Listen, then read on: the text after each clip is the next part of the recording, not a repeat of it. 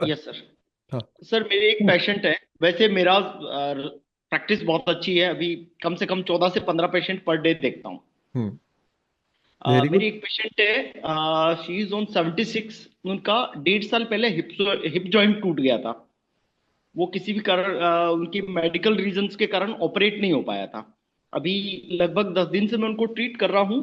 तो पैनिक कुछ कम हुआ है, लेकिन अभी जैसे वो वॉकर के सहारे ही चलते हैं, बिना वॉकर या बिना सपोर्ट के चल नहीं पाते हैं। तो जो बाकी सारी चीजें हैं वो ठीक हैं। जैसे पैनिक है वो कम हो गया, लेकिन ये लगता है उनको कि कभी कभी दर्द हो रहा है। जैसे रात को जब साइड चेंज करते थे दर्द होता था, वो कंप्लीटली बंद हो गया।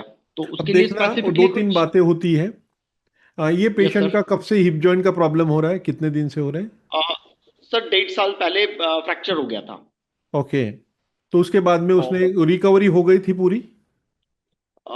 एग्जैक्टली फ्रैक्चर तो जैसे होता है ना कि she was hospitalise, but doctors जो थे उनको जो मेडिकल इश्यूज थे कि डायबिटिक है, बीपी भी है, हार्ट क्या क्या प्रेशर। पेशेंट का एज है? 76। ओके, 76 है। तो पेशेंट का एज भी यस एक सर। मायने रखता है, एक फैक्टर है, ठीक यस है। यस तो you yes can sir. Not expect every recovery from her, okay.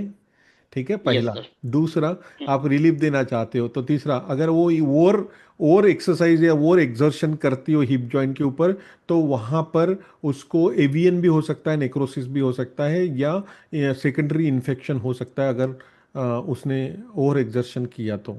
रिफ्लेक्सलॉजी एक आप सपोर्टिव थेरेपी है, कॉम्प्लीमेंट्री थेरेपी है, रिकवरी थेरेपी है। और इमरजेंसी और अर्जेंट केसेस में ऐसे आपको ध्यान देना है पेशेंट की तरफ, कि पेशेंट बहुत ज़्यादा थोड़ी देर के लिए रिलीफ होता है, लेकिन बाद में कंप्लेन करता है कि पेन मुझे फिर से हो रहा है, अचानक से शुरू हो जाता है। तो इसको एक सेकंड ओपिनियन करके उसको सजेस्ट करना है। आप गलत नहीं कर रहे हो, आप सही कर रहे हो। लेकिन जो इन्फेक्शन हुआ है उसको कील करने में रिफ्लेक्सलॉजी से टाइम लगता है। यस इसलिए सर। यस एक सर। बार वो एक्सरे निकाल करके डॉक्टर को दिखा करके कंफर्म हो जाए कि इसको इन्फेक्शन नहीं है, तो फिर आप आगे बढ़ सकते हैं।